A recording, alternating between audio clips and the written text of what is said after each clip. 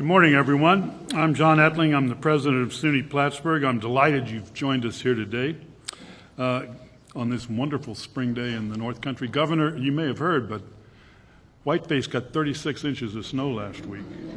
And here we are, and it's in the 80s. It's beautiful.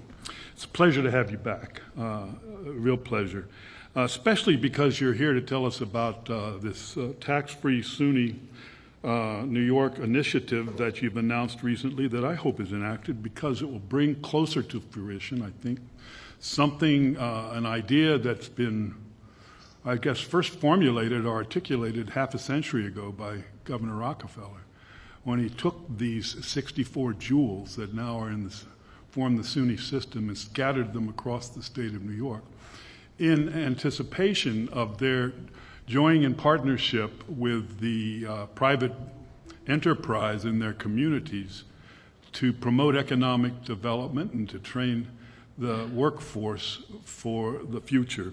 And if this bill is enacted, as I said, we will be that much closer to seeing the realization of that half-century-old dream. I'm really delighted and look forward to working side by side with Governor Cuomo and his team to see that this comes to pass. And at this point, I would like to introduce a few of the dignitaries who are here with us today. Please hold your applause until I've been able to introduce them all. The North Country Regional Economic Development Council co-chair and president and CEO of the North Country Chamber of Commerce, Gary Douglas. North Country Red Sea co-chair and Clarkson University president, Tony Collins.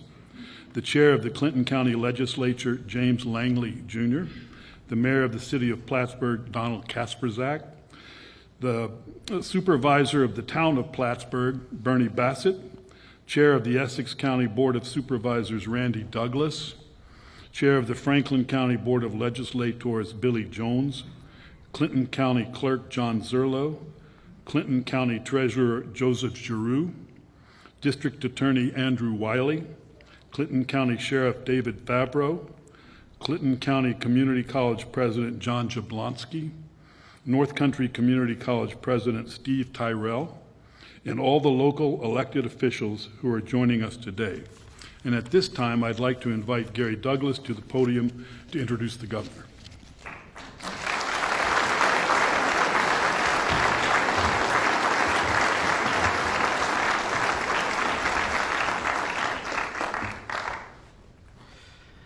Do you ever have that feeling you're being followed?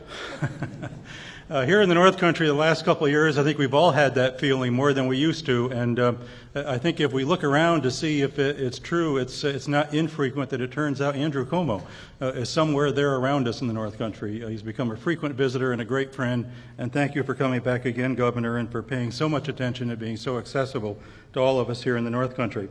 I had the pleasure yesterday of joining with the governor and his team to begin a discussion about what you're going to hear more about today, the Tax-Free New York plan, and to start to coalesce really an enthusiastic response from the business community across the state, which once you understand this ought to be universal enthusiasm. It's important to look at how all of this is being developed by the governor in a very logical step-by-step process. Rome wasn't built in a day, whether Rome in Italy or Rome, New York. And a new New York can't be built in just 2 years. But oh, what a strong start has been made in the first 2 years toward the vision that this new plan will now become a working part of. We've seen substantial and meaningful progress over the last 2 years in reducing the cost of business in this state and enacting reforms that were unimaginable just 3 years ago. There's more to do, but more will be done.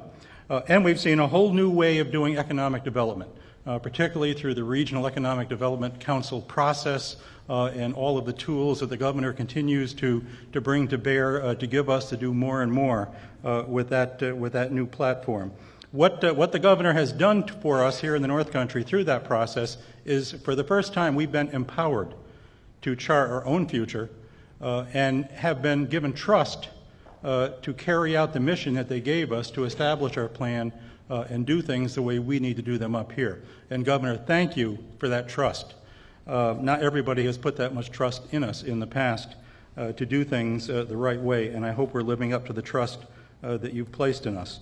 What we see arising across the state is an entirely new structure of partnership, tapping the power of partnership in entirely new ways. Within each region, particularly here in the North Country, between the North Country, our region, and the governor and his state team, I have frequently referred to really the shift in the whole relationship between the North Country and state government. It's real, it's permeating all parts of state government, and it's bringing rewards to the North Country. And now, directly building upon those steps, bringing higher education into a whole new level of potential partnership with the regional councils, with the strategies that have been put into place. Now is the time to do it. It's a logical time to do it. 2 years ago, frankly, would have been too early. We needed to put the foundations in place. Those foundations are now in place. Simply put, economic development in the North Country has never had a more committed partner than Governor Cuomo, and it's my great pleasure to call upon him to present this remarkable new plan to all of you. Governor.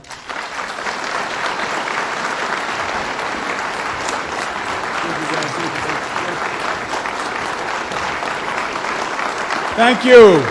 Thank you very much. Thank you very much. Thank you very much. Well, good morning to the North Country. It's a pleasure to be back at Plattsburgh, but to tell you the truth, white face, got 3 feet of snow. We should all be skiing today. Just as leave here, pack up, and go. But it is truly a beautiful day, and it's my pleasure to be back. First, to all your elected officials who are here today, I want to say hello. I want to say what a great job they are all doing. We've been working on a number of challenging issues together, from Hurricane Irene and Hurricane Lee to Mohawk Indian Reservation compacts. There's a whole host of challenges that we've been dealing with, but it's been going very well, and you're lucky to have a really talented team of elected officials. And let's give them a round of applause and acknowledgement.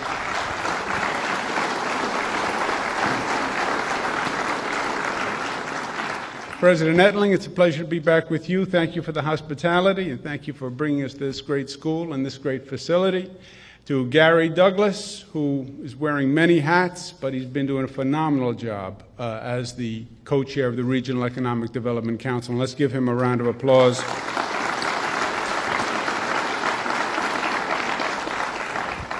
And his partner co-chair on the Regional Economic Development Corporation, Mr. Tony Collins. Thank you very much, Tony. Council, I made your corporation. The past 2.5 years have been a period of remarkable change, as Gary was mentioning, and it's been change for the positive. State government is working once again. We got 3 budgets done in a row. You know, you say 3 budgets done in a row. Sometimes you say, well, of course you got 3 budgets done in a row. You're supposed to get a budget done on time in a row. I know you're supposed to, but it never happened in Albany, you know. You had that annual spectacle of big question, will Albany get the budget done on time? And you'd have that big run-up, you know, a week from the deadline. Will Albany get the budget done this year? And all the suspense, and then it was like one day before. Maybe we'll get it done, and then the day of, nah, we didn't get it done. And then it was 1 week late, and 2 weeks late, and 6 months late. And it was that ongoing fiasco of government dysfunction and disorientation. And the government is functioning. We're doing what we're supposed to be doing in Albany. We're passing budgets, we're passing laws. We put the gridlock aside, we put the politics aside. We said in the beginning, look, we're Democrats, Republicans, we have our own politics, but we're going to do the people's business first. And we're not going to let the politics get in the way of the people's business. And not every government has done that, but the government in Albany has done that. And it's been working. And we've been doing what we had to do in Albany, but as you heard from Gary, we've taken a different approach, and we put more of the power into the regions across the state and the local governments across the state. And we've empowered them. We took the power out of Albany, gave it to the regions, and said, look, if this is going to work, it's going to work because the regions themselves come together and make it work. They talk about the New York State economy. There really is no New York State economy. There is no one economy. there are regional economies throughout the state. New York City is one economy unto itself. Western New York is a different economy. The North Country is a different economy. And the only way to really do this is to do it region by region and give that region the assistance they need, but that region then has to come together and do it on its own. You know, it's like it's in life. At one point, it's up to us to create our own destiny. We have to be given the tools, we have to be given the ability, we have to be given the resources, but then it's up to us. And that's the shift that has been going on in Albany that Gary was referring to. And then once that transference is made, then it's up to the regions. And frankly, some regions have done better than other regions have done for various set of effects and causes. The North Country has done phenomenally, phenomenally well. And the North Country has come together in a way that really shocked me, I'll tell you the truth. Because I was saying to Gary, frankly, you know, the North Country region is a big region. Just geographically, it's big. There's a lot of land in the North Country. And historically, the North Country didn't really associate as a region. You know, you were from the eastern part, you were from the western part, you're north, south. So to form those alliances, to form those relationships wasn't easy. And when we said, well, you're now a region and it's up to you and you rise or you sink, but you're on your own and we're going to help you, but it's up to you, the North Country came together. They are phenomenally unified in a way that really has amazed the entire state. They've been creative. The Regional Economic Development Council is going great, great guns. We have an annual competition. They're winning everything. They've been so successful. They're looking for a bias or that there's a fix-in or Gary knows somebody or Tony knows somebody. But it has been really a remarkable string of success. And there's a positive energy, and the arrows are pointed in the right direction. So congratulations to you for what you've done, and it's been my pleasure to watch your success and watch your growth. And anything we can do, we will continue to do to help. We have a proposal that I'm making now in Albany to the legislature that I think could be a game changer. I think it is so big that it could actually change the curve and the trajectory for economies around the state. It builds on everything that we've learned. It builds on everything we're doing. It builds on everything we know after 2.5 years of experience. Frankly, it builds on everything I've done my professional career. I spent 8 years in Washington doing economic development all across the country.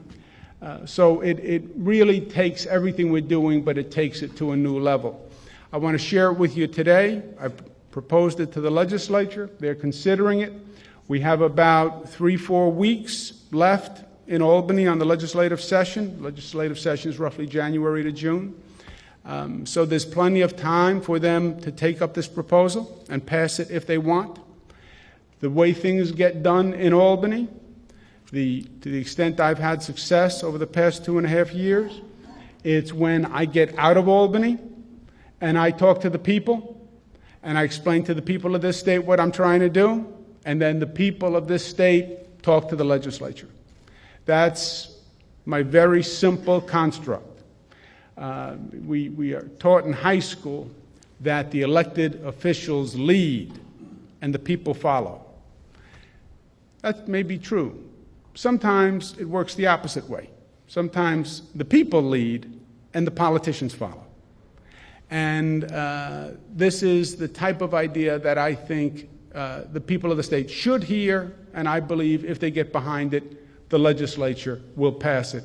And that's what I want to talk to you about today. The number one job for the state government. What does the state do versus the county versus the mayor? The state primarily is responsible and should be for getting the state economy running, especially at a time like now when the national economy has been herky-jerky, because the best thing the state government can do is create jobs. If we're creating jobs, then we're generating resources, then there's local tax resources, then people see a career path, people have hope, but it's about jobs. If you're not creating the jobs, then it's the exact opposite. People are leaving, businesses are leaving, and everything is in export. Upstate New York has had economic issues for decades. For decades. And I don't mean to be blunt or overly stark, but I also believe in life you never solve a problem that you're unwilling to admit. And we have to admit the depth of the economic problem in upstate New York. It has nothing to do with the most recent economic downturn. This is not about 2007 and the downturn. Upstate New York has been struggling 30, 40 years. I was in Buffalo last week. Somebody said, well, we've had a bad 50 years. I mean, this has been a long time. This is the post-manufacturing age transition for most regions in this state. Our approach over the past 2 years has been a two-step. First, you have to do something about the perception and the reality that New York is a high-tax, anti-business state. First of all, because it is. It is an incredibly high-tax state. Either we're 49th out of 50 or 48 out of 50, or a good day, if you play with the numbers, you're 47 out of 50, but none of it matters. It's one of the worst states in the nation when it comes to high taxes. That is then read as anti-business. And now, as we've been talking for years, people in society are more mobile, and they will leave and find the better tax environment, and that is exactly what they've been doing. How do you change the perception of being a high-tax state? Change the reality and reduce taxes. And that's exactly what we've been doing. That's why we passed the property tax cap. That's why we passed the middle-class tax cut, where the middle class in this state, broadly defined up to $300,000 a year, so broadly defined middle class, pays the lowest tax rate in 60 years. 60 years. And that's not adjusted, that's not with inflation. The tax rate is the lowest it's been in 60 years. We've kept state spending down to 2%. We have a spending cap in the state. So, what are we doing about taxes? We're lowering them. And we have lowered them and will continue to lower them. Step two was then an affirmative strategy that worked, as I discussed before, region by region across the state, to invest in that region. And what did you have to do? Recognize the region, form public-private sector partnerships, so the government officials are working with the private sector leaders, and working with the academic institutions, because that's where the growth is coming from. That's the Regional Economic Development Council, that's SUNY 2020, which is an unprecedented investment in the SUNY system. Innovation hotspots, business incubators, our New York Open for Business campaign that runs ads around the country saying, come to New York to do business. Venture capital fund, all tools for the regions to use to develop their regional economies. It's working. We're making progress. We're making progress all across the state. The recent unemployment numbers are the best news since 2009. 7.8% unemployment. I'm not saying that that is a new trajectory, but it's the best unemployment news that we've had in years. Unfortunately, it's still not enough, and we need to do more, and we need to take everything we've learned over the past 2.5 years, all these pieces, and we need to bring them together, and we need to bring the approach to scale. We have a big problem. As I said, it's gone on for decades. You need a big solution. New York is a high-tax state. That's the perception. That's the reality. Well, let's change it once and for all and just shatter the notion. And that's what we think we can do with this New York tax-free proposal, which sets up 100% tax-free communities that will be located all across the state, primarily in upstate New York. New York tax-free program is built on the following facts. Fact one, that the new economy is growing from higher education. That's where it's growing in the state. That's where it's growing in this nation. That's where it's growing on this planet. You look at where the jobs are coming from, they're coming from higher education facilities. The 28-year-old who comes up with the new idea for the new chip and the new cell phone and the new app, That's where the jobs are percolating. Fact that there is now a positive synergy between academic institutions and entrepreneurial activity. This is not the old days where you were a businessman or you were an academic. Now there's a blending of both. And the best higher education institutions in this country are doing the most in terms of economic development and patents and copyrights and ideas that they're forming. Fact, the state of New York has a great asset. We have some of the best schools in the nation. Period. The best schools in the nation. Fact, we are generating the jobs, we just can't keep them. We have the best schools, and we have the best talent, we have the young minds that are coming to the best schools, and we come up with the ideas, and we what they call commercialize them. The idea becomes a business, and we're starting the businesses off these campuses. What happens is we lose 75% of them at the end of the first year.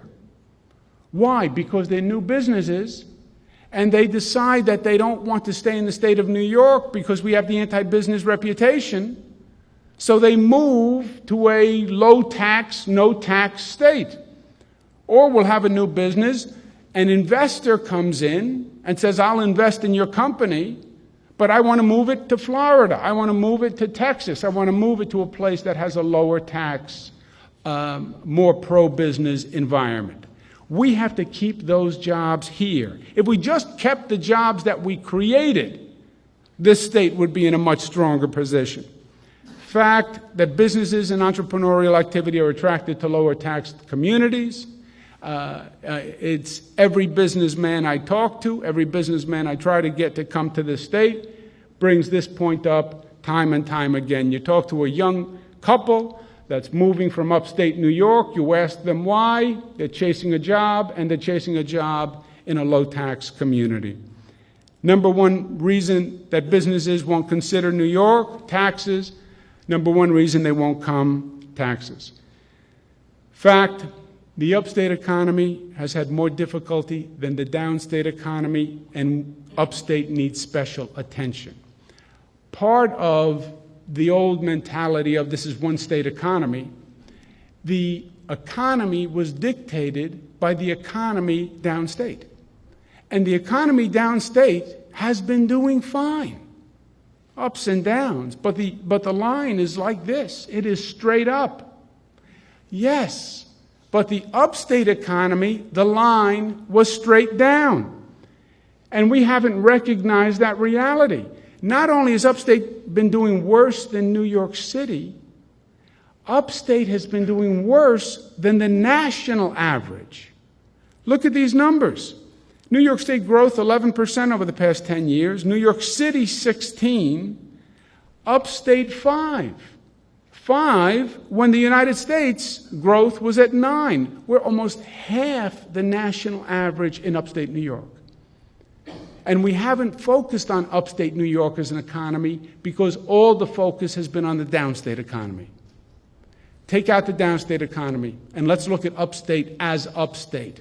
And it's a much different story, which then begets a much different strategy.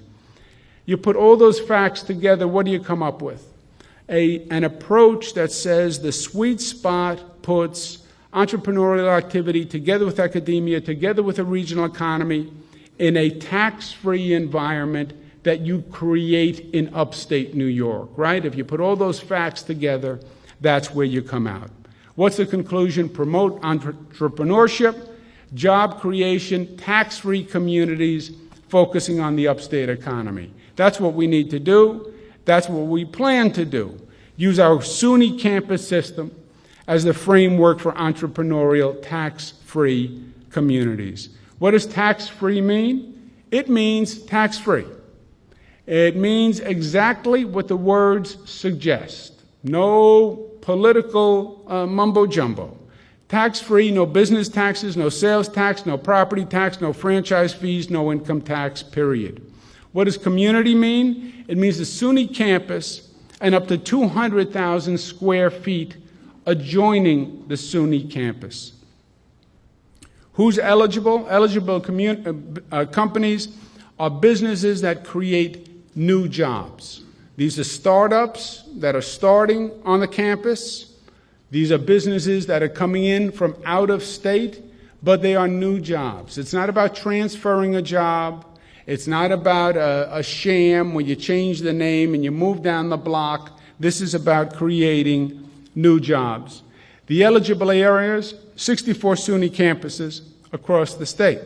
Now, when you use the SUNY system, by definition, it is a system that applies to upstate New York. There are 64 SUNY campuses. 55 of the 64 are in upstate New York. We also have a 3 million square foot pool for private university space. We want Tony Collins to have something to compete for. And 20 strategically located state-owned properties. But going back to what the president said about SUNY and Governor Rockefeller, when Governor Rockefeller was investing in the SUNY system, he was actually saying SUNY is the asset for upstate New York. He was also building the World Trade Centers at that time and airports in downstate New York City. So the arrangement was New York City's going to get those things, but upstate gets the SUNY system. And that's why the SUNY system is in upstate New York. And that's why it's so prophetic in some ways that the SUNY system, which was the original idea for upstate New York and the original rationale for an academic and entrepreneurial future, is where the future is actually going to lie. Actually revisiting the dream that Governor Rockefeller had when he first planned the SUNY system years ago. Eligible space, when you add it all up, the SUNY campuses and the 200,000 square feet comes out to 120 million square feet. Well, the question is that a lot of space or is that a little space? 120 million square feet, the eligible space is larger than the commercial space in San Francisco and Philadelphia combined. It's larger than the commercial space in Buffalo, Rochester, and Syracuse combined. So, my friends, this is not a boutique approach. This is not a small demonstration laboratory program. This is a massive amount of space. More space than those three cities combined, which are three of the largest cities in upstate, obviously. This is enough space to change the fundamental dynamic of the upstate economy. Not on the margins. If this works, it will change the basic dynamic and trajectory of the economy. Using the SUNY system, 93% of the entire state lives within 15 miles of a SUNY campus. 97% within 20 miles, so it's proximate for everyone. It builds on everything that we've been doing thus far. It builds on all our accomplishments over the past 2.5 years. But it takes these efforts and it takes them to a statewide scale. It takes everything that's been working for the North Country and the Regional Economic Development Council, but it gives them a base and an asset to work off that they've never had before. Now, this is a big change for New York, but we were born from bold ideas, and I believe we're going to be reborn from bold ideas. These are not small issues. When you have a downward trajectory for decades, it's not a small issue. But we've done big things before. The Erie Canal was a big thing. Everything that made this state was a big idea. We've never shied away from big ideas before, and now is not the time to do it. I also think it is a simple but winning combination. You put a tax-free environment, zero tax environment, together with the state of New York, what could be better? I mean, what state could possibly compete with that combination? Taxes as low as any state in the nation. Any state in the nation. But you're in the state of New York. That is a winning combination. And I tell you, I mentioned when I worked in the federal government, I was there for 8 years in the Clinton administration. I did housing and urban development. I worked in every state of the nation, all 50 states. I was in every state over 10 times, basically. I know what every other state offers. I know how the economics work. I've seen all the landmarks. I've seen their vacation spots. I've seen everything else that's out there. No one has anything over on the state of New York. Nobody has the assets that we have. Nobody has the combination of assets that we have. We have the history, we have the geography, we have the diversity. We have the most beautiful natural resources on the planet, are right here. You know that better than anyone. We have the most sophisticated cities. We have the greatest university systems, the greatest healthcare systems. We have people from all over the globe right here. It's all right here in New York. No one has anything that can beat us. People are leaving upstate New York. No, we're chasing people from upstate New York. I've talked to dozens and dozens and dozens of people who left or who were leaving. Nobody ever said to me, I wanted to leave my home. Nobody ever said I wanted to leave upstate New York. I didn't like upstate New York. They said I had to leave. I had to leave because I had to find a job. I had to leave because my job moved. I had to leave because I couldn't pay the property taxes. I had to leave because I couldn't pay the income taxes. They never wanted to leave. We forced them from upstate. And we chased them from upstate because of things that we did over the years governmentally and from a regulatory point of view. We just have to undo what we did that created the issue. We get those taxes down, we change the attitude of government to business, and you're going to see the exact shift in the response. I believe this is a game changer. I think this takes the liability off the page and allows the assets that we have to rise up. And we can make it happen, and we can make it happen this year if you decide to do it, and if you make your voice heard to those legislators in Albany. Thank you for having me, and God bless you.